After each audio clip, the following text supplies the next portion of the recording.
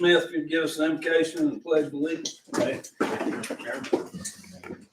Father, thank you for this day. And, we pray that you will be with us from the very first as we start our budget meetings for this next fiscal.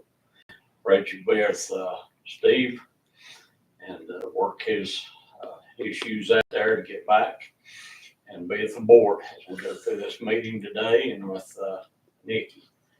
And what you do for us, we'll praise your name. Amen. I pledge allegiance to the flag of the United States of America, and to the republic for which it stands, one nation, under God, indivisible, with liberty and justice for all.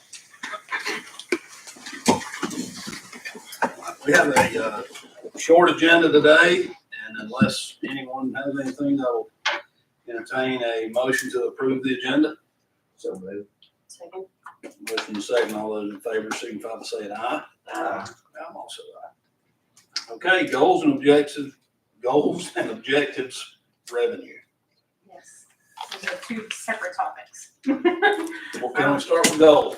Yes, we're gonna start with goals. Again, I prepared a PowerPoint presentation just to keep us kind of focused and to focus on what our priorities are for this year, and basically invoke some discussion about what the priorities for the board are and what directions you would like to go in. Some of it may look a little familiar from last year with a few little tweaks.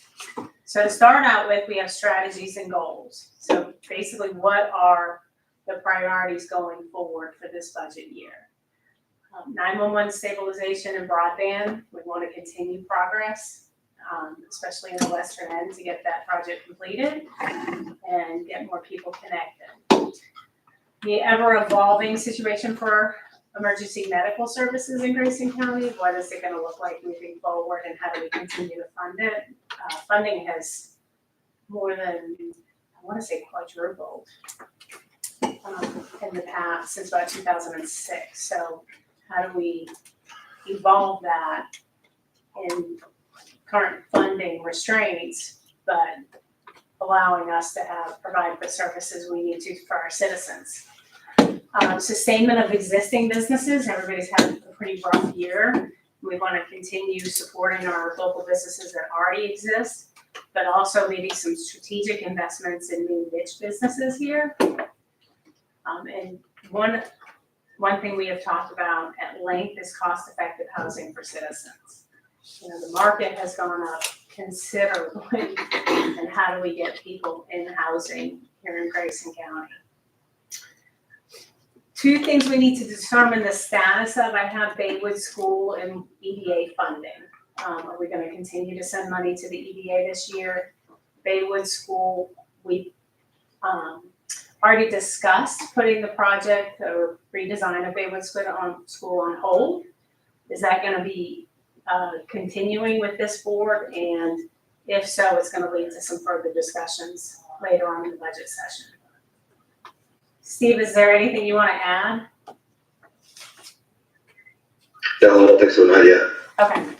We didn't really talk about a strategy for you jumping in, so.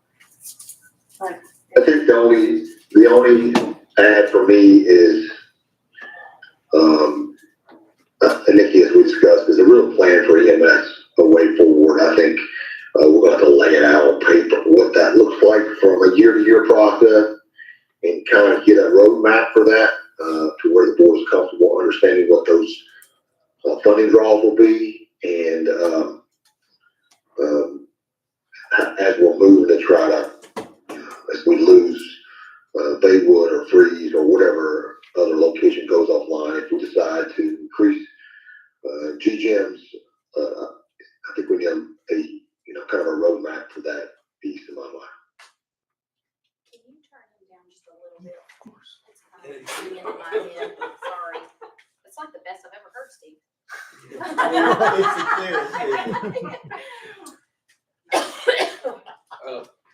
I'd just like to say I agree with that 100% because I think at the current time we're being pulled from both ends of the spectrum, and we've got to get a plan on what we're going to do and focus on that plan instead of being. We can't have two plans. We can't afford both. Yeah. So we need to get a more solid plan. How we do that, I don't know, it's gonna be tough. It's a lot of people around the table. Okay, you want to say? Before we move forward, one of the goals that we had last year was to look into childcare. Mhm. And I know that's a tough subject, but are we taking that off of the table? We are not taking it off the table. It has been a focus for the EDA. Gotcha, okay. Okay, so the EDA has that as one of their goals and has had that for one of their goals. Affordable housing is too. But I think it's, for me personally, I think it's better suited in the EDA Gotcha, okay. than, I forgot that we talked about the EDA taking it Okay. off. but you're right, childcare is on in many of our discussions right now. Okay, I'm gonna kind of go over this slide in a 50,000 foot view instead of just line by line, because there's really a couple takeaways from this, okay? You've got your estimate for 2025 in the left-hand column for all your categories of revenue, okay?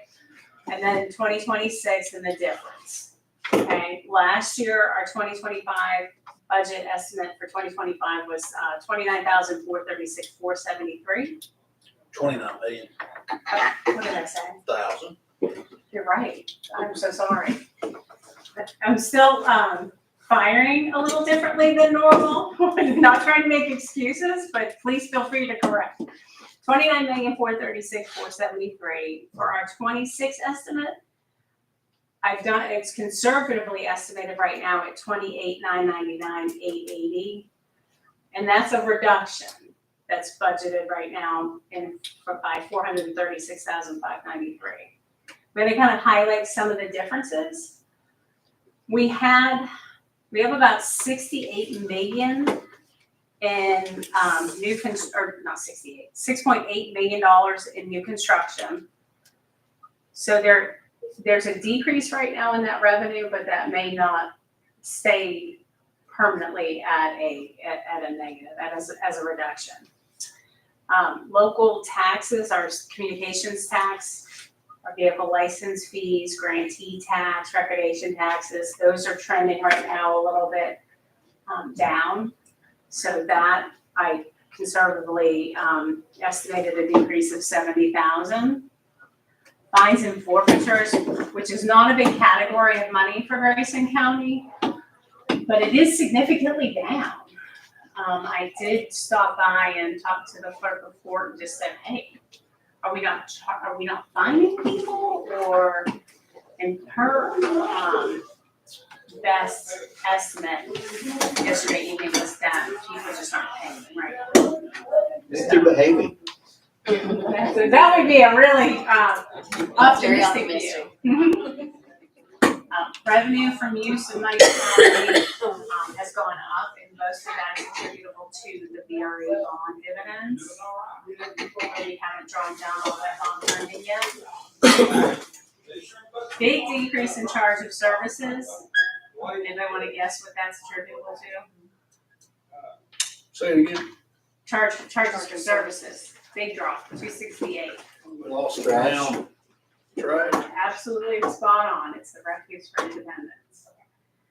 Tipping fees are trending down a little bit. I don't know if it's going to be dollar for dollar offset. I don't think it will be, but it is estimated to reduce. The charges for services is estimated to reduce. So you're saying that, sorry, Go ahead. I was gonna say the 268, you're saying a large percentage of that is the trash fee, but not total 268. Yeah, not total. Not the total, but a good percentage of it is. Right. We was thinking around 80,000, that's what I've been hearing, the difference for the. That's right. So, that's around 77, that's correct. Intergovernmental revenue is expected to go up. That is attributable to Carroll County participating in the day reporting program. So we have expenses on the other side offsetting that intergovernmental revenue. And miscellaneous revenue, I'm not exactly sure why miscellaneous revenue was estimated so high last year. I have reduced it because it's not trending in that way right now. So, and I'll tell you this also. In our revenue report, there's also revenues that come in that we don't anticipate. We had a check from, I believe, the sale of judicial property that came in for about $36,000 this year. It wasn't included in the budget. So this doesn't capture everything, but it should give you a baseline. And again, it's an estimate. Any questions on? Nick. Mhm. Where's the casino one yet? It's an intergovernmental revenue. Okay. Do you know, have you heard how, I've heard that may be up this year, but I didn't know. I've heard that too. You haven't seen it yet. I have it budgeted in there conservatively right now at 700,000. When you say it'll be up, it's increasing or they're doing away with it? Increase. Oh, gotcha. And also from the lawsuit, the opioid lawsuits that like go to the programs and stuff like that for drug rehab is some of the law. Do we get any more money this year We do. off those suits? We do. We continue to get money and we continue to get grant funding. Now, I will say that they've set up the opioid funding in the fund here. And this is general fund revenue, so that revenue is not captured right here. So, but it's, I think, I just talked to Ms. Novak about that, and I think she said we get $289,000 a year in that funding. And we also have a regional partnership with Carroll and Grayson, Carroll and BOS. And they also pitch in about $20,000, $10,000 per locality. So. That money has to always spend in education and training and all stuff like that though for doesn't. Yeah. Stay. It's restricted funds. But it helps pay for good programs. Any other questions on that side? Okay, next one. Steve, did you have anything you wanted to add? I'm good on revenues. Okay. All right. I wanted to remind you all about the designated cents per levy because it's designated by the board specifically, and it's reported as committed funds, okay? We have 1 cent right now going to broadband, and let me get it, the 1 cent equals plus or minus 190,000, that's a penny on the tax levy, okay? 1 cent is designated for broadband, 2 cents for economic development, and when it says all aspects, that could be EDA or internally county economic development. And there is 2 cents right now that is designated for Baywood, the Baywood School. And I think that was in preparation for the project. What was the name of that project, Mitch? For the school. It was the Baywood School program. yeah. Was it? Okay. It was called the Baywood Technical School. Okay. Let me ask a question. That 2 cent, I know it's been there for 4 years. So does that mean that there's $1.6 million sitting in a fund? No, but there is 325,000 in a fund for Baywood School. So even though it's been designated, it hasn't necessarily been put aside. Exactly. But it has in our financial report. And I guess the question is, for me, and maybe for Steve, I don't know, but do we want to continue that designation when we don't have a project intended at current, I guess? Well, no brainer to me. I thought we So corrected that last year. Really? the only way to correct it is you have to, because they are committed funds according to our fund balance policy here in Grayson, you have to correct it the same way it was implemented. And it was implemented in a board meeting. So you will have to undesignate. That was before Tracy and I came on board, if I remember correctly. Yeah.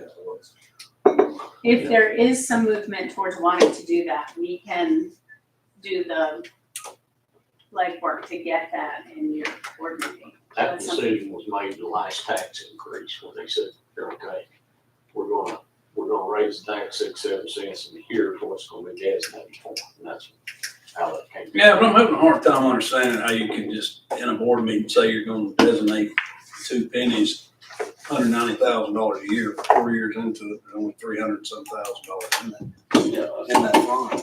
I mean, the math just doesn't work out. Well, If we're designated for Baywood, it seems like every time we collect taxes, you should, well, there's been a little bit of money spent out of that fund as well. but it didn't go to Baywood. What would have been for the. No, it was for Baywood. Like, right now, we're paying the electrical bill for Baywood out of that fund. And the like mowing and things. Yeah, And it's my understanding that still costing around 40,000 a year. I had budgeted 50, but And then that also includes the cost of, to come up with the plan I that think- we were presented with, include his cost too. Still, I thought that was Yeah, grant. Alan, I thought it was Alan Karen told me about 30 minutes. funded. I'll say it again, Steve. I'm sorry. Alan Karen tells me about 30 grand a year to budget for, 30-ish a year to budget for, Baywood School just to maintain it. And I think the original, like, remember what you're talking about, the planning and all Facility that. studies I and think stuff. that got paid By grant. when we first, They got some kind of grant funding yeah. to get all that, so He had- that didn't come out of that money. Yeah, we that got we had. something granted to Didn't come us. from Grayson at all, it was like a state. Yeah, it was a state, I think it was a state grant that he used to do the actual planning. And we designated it for him to do that. We were here for that. it's just something to consider. I think we want to put it on everybody's radar to talk about. Go ahead.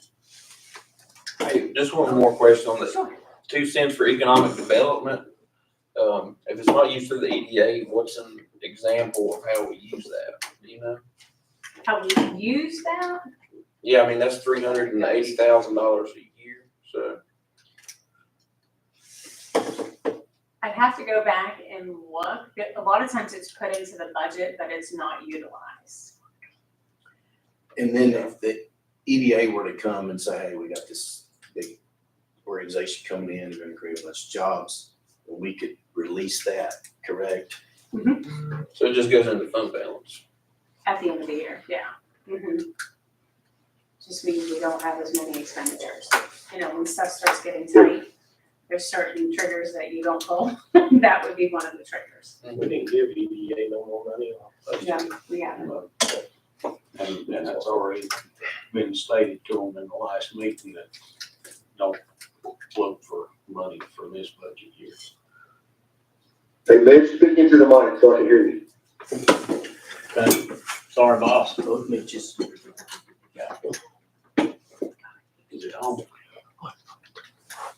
Okay, all I was saying was, it was stated by the chairman of the EDA last month too, that, the EDA probably need to plan on the board funding, the 1% or whatever that y'all decided either, this year. Okay. Yeah, I think all I said to the EDA is, thank you, I appreciate that, sorry. What I said to the EDA is this, is I think the board will look for return on investment for the dollars that they spend. That would be the questions they'll ask. If you're asking for more dollars to be allocated to the EDA, then they're gonna ask questions like, okay, what have we gotten for the $500,000 you spent at this point? We'll have no number of jobs, number of, if there's been some type of tax return for us.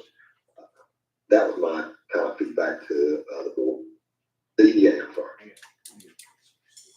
Steve, so we've talked quite a bit in the last few meetings about the parameters for the EDA and guidelines. Where are you at with that?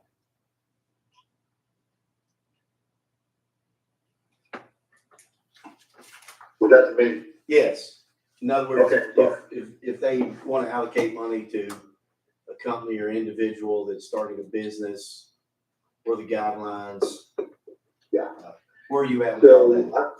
yeah, fair enough. Just the only conversations I've had with, we've had some change turnover in the board.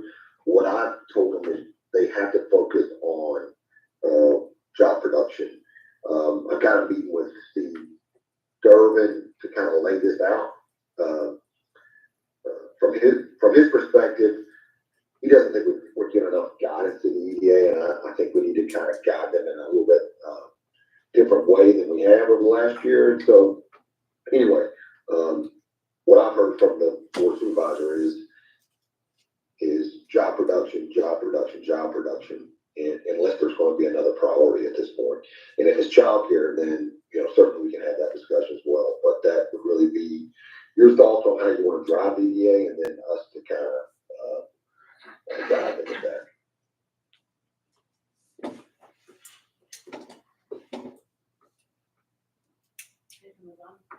Sure. Okay. Some other items we can, go ahead, Steve. Can you hear me? Can you hear me? Or no? Yeah, Yeah. yeah. Mhm. Okay. Thanks for that. Okay, a few other items to consider now. All opera funding is spent. So any of the capital projects that get funded now will be funded with local dollars unless we get some grants for some items. The financial forecast calls for a 13% or 13% increase in fiscal year 26. Which we're currently working on fiscal year 26. The last substantial increase was in fiscal year 20 and equated to 7 cents on the levy. And our reassessment is currently scheduled for 2028 and is on a 6-year cycle. I got a question.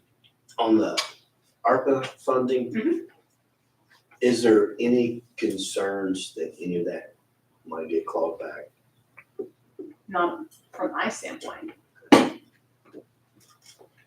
But the only way they would claw it back is if we didn't spend it all. And we spent. So it's all committed. Has to be spent by June of June this 30. year, right? June 30. You had to encumber it by 12/31 and spend it by June 30. And one of the things Nikki and I were talking about yesterday is wanted to just to keep you aware that offer funding. Nikki, how much did we execute in offer funding this last year? 750 or $1 million? Somewhere in there. It was like $1.8 million. Yeah. So we really some of it went to they went to the public works, but we really executed on those dollars this last year, so it's just not something we want to have available to us. So if a project comes up, if we get on the front end, if you're thinking about a project that you need us to get on the front end from a planning perspective, certainly a water project or anything else, the better we can do staff work for grant dollars, the better off we're going to be. We just we're not going to have the ability to have any capacity with offer funding this year.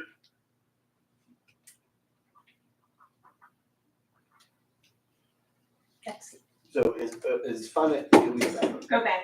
Sorry.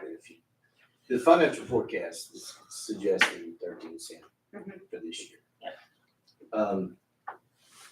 Then when Bradley and I come on board, we've got a lot in common, a lot of years behind us, but we come on the board, the first year, the financial forecast that year was projecting, and Mitch can correct me because I know he knows this, like a 6 cent increase that year.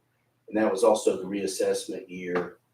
So we ended up actually lowering the levy that year to keep things level.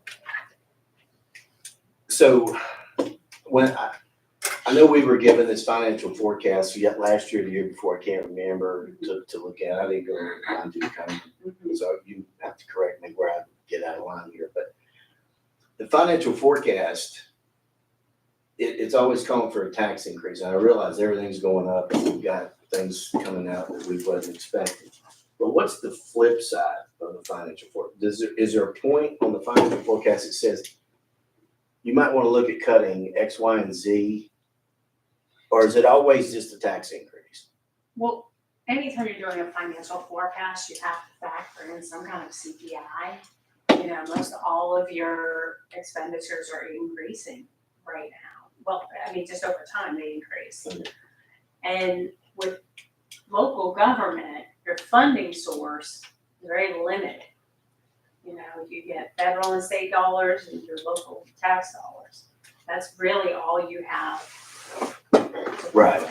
So I've never seen a financial forecast that calls for a decrease. I have seen a financial forecast that calls for no increase. Yeah, I'm not saying a decrease in taxes. I'm saying, is there a flip side to it? It says you might want to consider cutting X, Y, and Z, or, some projects that you've got going that might run out. They didn't. Do they ever give any? They didn't do that for us, but I've heard something somewhere. They didn't do that for us, but we have demonstrated doing that through the years because since I've been here, I don't know of a financial forecast that we've not beaten, that we've not done better than the forecast. And it's because of what you're talking about. Right. We've done it on our own. So I just wanted to point that out, and I appreciate that, Mitch. If, before everybody gets their itself in a tizzy over the 13 cents, we consider, where can we make that up before putting it back on the citizens? Oh, absolutely. And I don't think the fact that Hey, it's, go ahead, Steve. Yeah, real quick on the financial forecast, one of the things that drove the cost was in the financial forecast, they asked whoever it was prior to us getting here. The big factor was the total takeover of EMS, and that drove some of the increases in the financial forecast, Mr. Anderson. And so how we approach that will probably be, as we all know, that'll be one of the driving factors for our budget over the next couple of years. It doesn't consider offsets if the board decides to reduce staffing or to reduce current inputs into, say, school sheriff's office or staff at the county. It didn't take that into consideration. Does that answer your question? It does, yeah, thank you. On the first slide that you showed us, it was a decrease of $500,000. Yeah. So you're looking at 2.5 pennies on the level according to your actual information. Very conservative estimates, So, because it's still a little The early. forecast calls for 13 cents, but the actual number said if we want to balance and do the same thing we did last year, this year, we're gonna need 2.5 cents. Not necessarily, because your expenditure side, we haven't considered yet. And really what calls for an increase is revenues minus expenditures. Our expenditures next year are not gonna be the same as they are this year. We're already required to do a 3% increase across the board. All those are kind of going up. But the first slide, if nothing Yeah. changes, You would require 2 cents. 2 cents. The 3 cents across the board, what are you referring to? That we're State gonna be required, 3% cost of living, yeah. raises. Mhm. Is that for every county employee?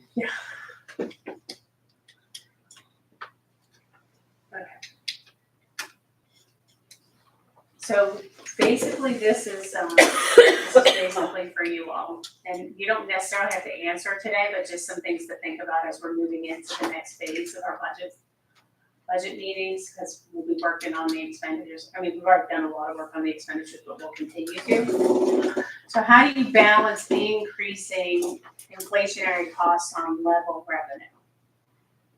Relatively speaking, level.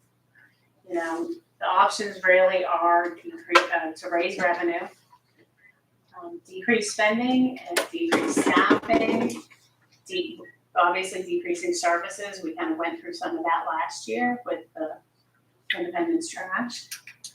And are there specifically departments or agencies that you would like to have them present their budgets so we can get those scheduled? Those are some of the things that we need people to be thinking about. I thought all departments were gonna come present the department heads were gonna come and present their budget Where did they We get didn't that do from? that last year. We didn't approve that, or we didn't discuss it? We asked staff to do the meeting with all the department heads just to lower the amount of meeting and time that it was taken. But if that didn't work, then Well, I know, going back to her freshman year, we had staff coming in and everybody else that was asking for money coming in. But I think if we do have people come in, it needs to be specific to the county, not necessarily, Outside agency. yeah, NGOs or, nonprofits or whatever. Cause that drug, we had it was brutal back then, the meetings that we had. 2-3 months. I don't have an issue with major departments within the county government presenting to us. I don't know, I Sheriff's feel like it's Department, funding. school. Yeah, That's what I was I would thinking. like to see it emergency just for services. learning opportunity, honestly. I think it gives more transparency Yeah. to the citizens. They know where their dollars are going. I think so. I think Yeah. Schools, emergency services, and sheriff. That's the bulk of your budget. Those are the three big Yeah. biggies. As far as the, clerk court, Commonwealth attorney, I think we can rely on staff hashing that out with them, because that pretty much is what it is.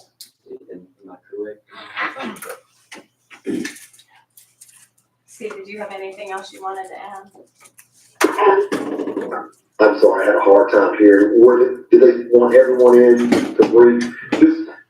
Just so you know my thoughts on it, the first year I was here, we had, I think as, Mr. Anderson said, we had everybody, that had even asking for $500 to come in and brief, and it got to be a little bit, was a lot in my mind, so we really cut it back last year, and so maybe we swung it too far. We certainly want the board to have as much information as possible. And if you want the department heads to come in, we certainly can do that. If you want the constitutional officers, we certainly can do that. It's really kind of board's discretion, but it will, what I find is it's hard not to get into the weeds of each budget, and know how it fits into the overall picture. Steve, Yeah. can you hear me? I don't think my mic was on. I'm gonna do the thing like halftime show now. Oh. It fell in my hand. Anyway, let me fix the mic here. What I had said that you didn't hear was, we were kind of talking, the major departments, school, sheriff's department, and EMS.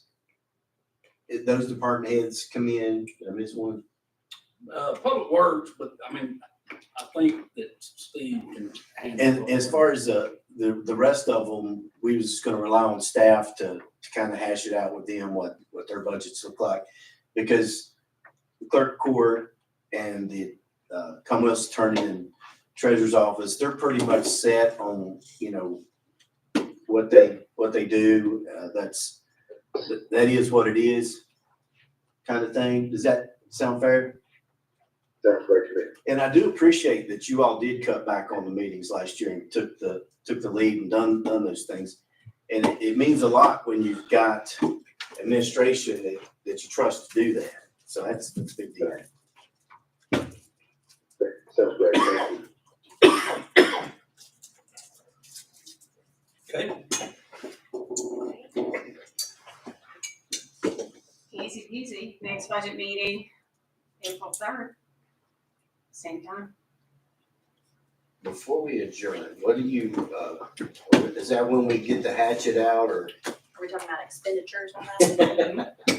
We're talking about the general fund budget. So, and that's when I'll be able to give you, here's what our revenue is and here's what our expenditures are. Okay. And this is what we're looking at. And Well, are there any goals that any of the board members have that weren't listed on that? In the past, we've said, does anybody have goals that they want to accomplish this year for your districts or whatever?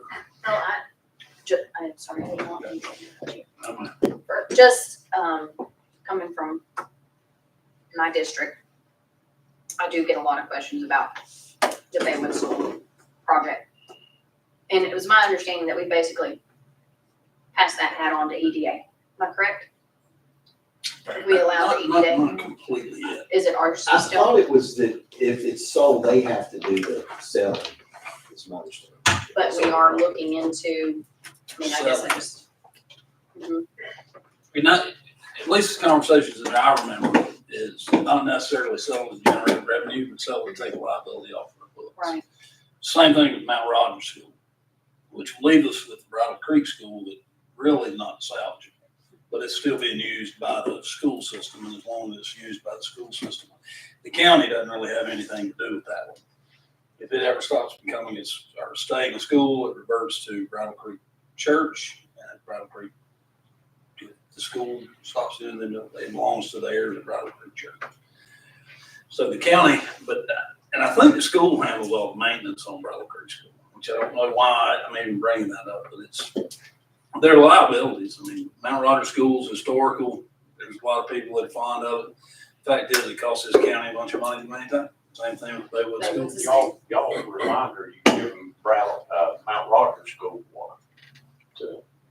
Yeah, it's not ours. Yeah, it's not We- your, that's right. You give it As far as the county. community. We just Yeah. did that. To Whitehall community. And we did that with Flat Ridge this past year as well. Flatbridge. Yeah, it was good. If I had a goal for this year, it would be taking some of the liabilities off of the county and giving that Baywood is in your district.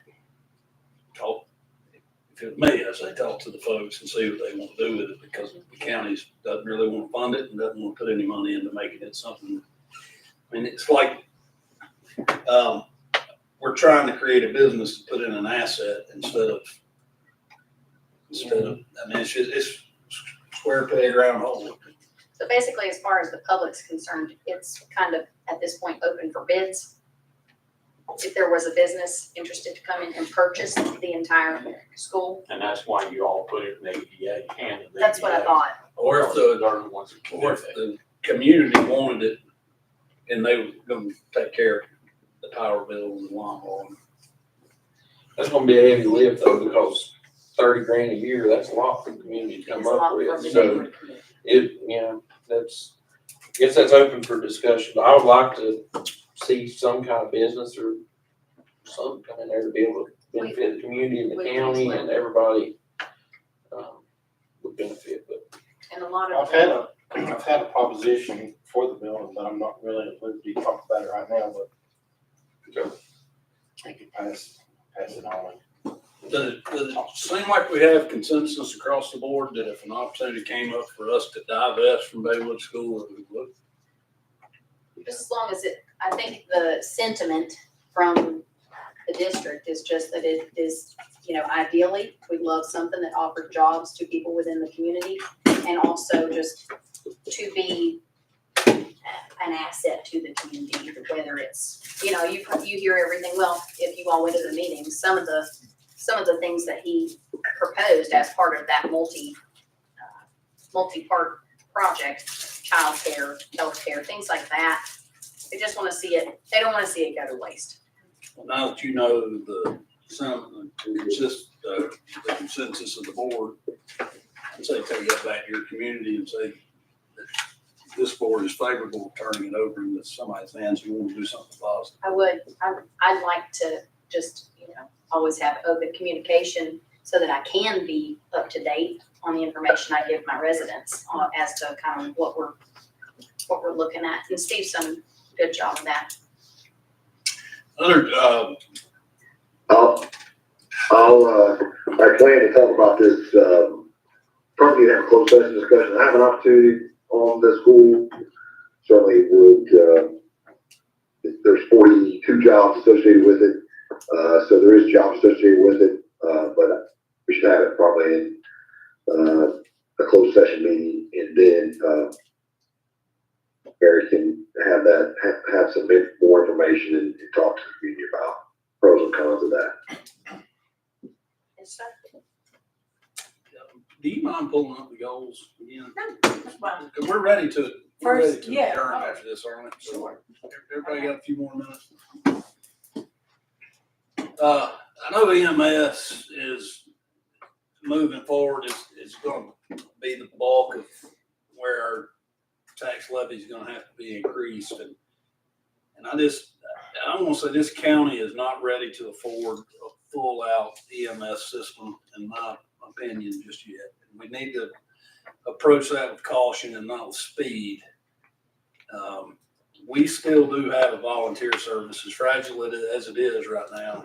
The amount of money that we're gonna have to spend for professional EMS around this county to serve our citizens, it will break this county.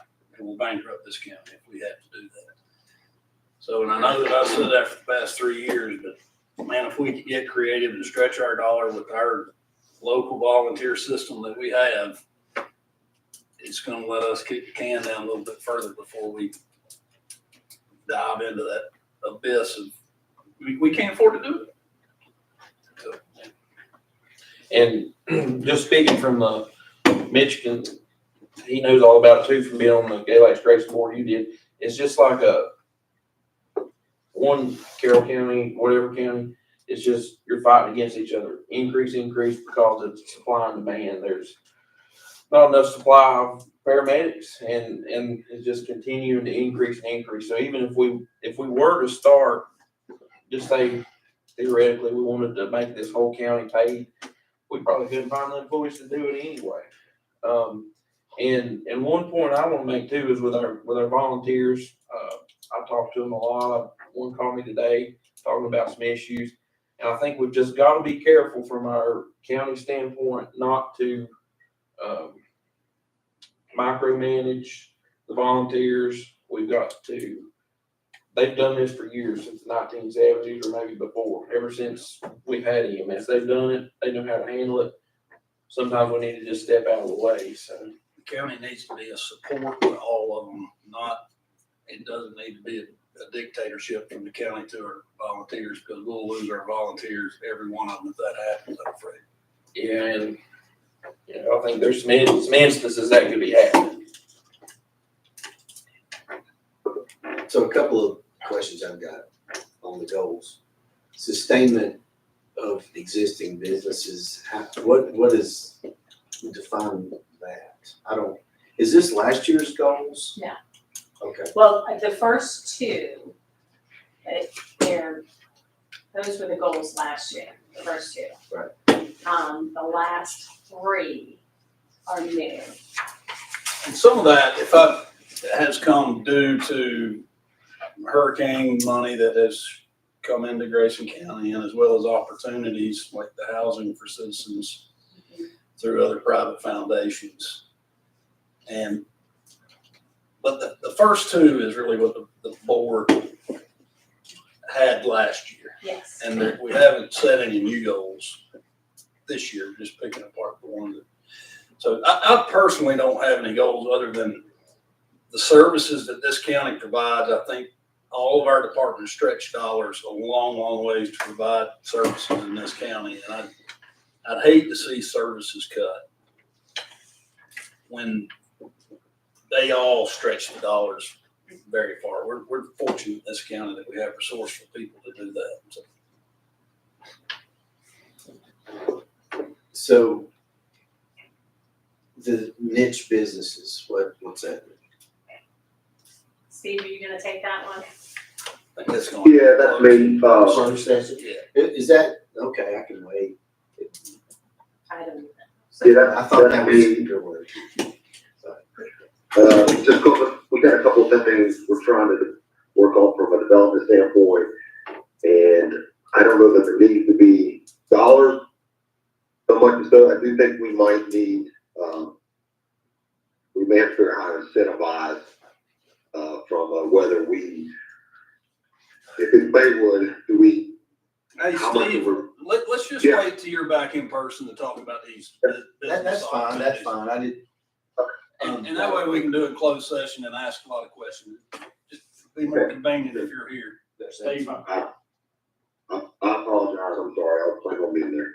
Steve, I know, you've already discussed the agenda for the next board meeting, and Linda and I looked at it this morning, and it didn't have a closed session, but it sounds like we need to go back and add one for this purpose. Let's add it to the next budget workshop closed session. Oh, not on the next board meeting. Yeah, Okay.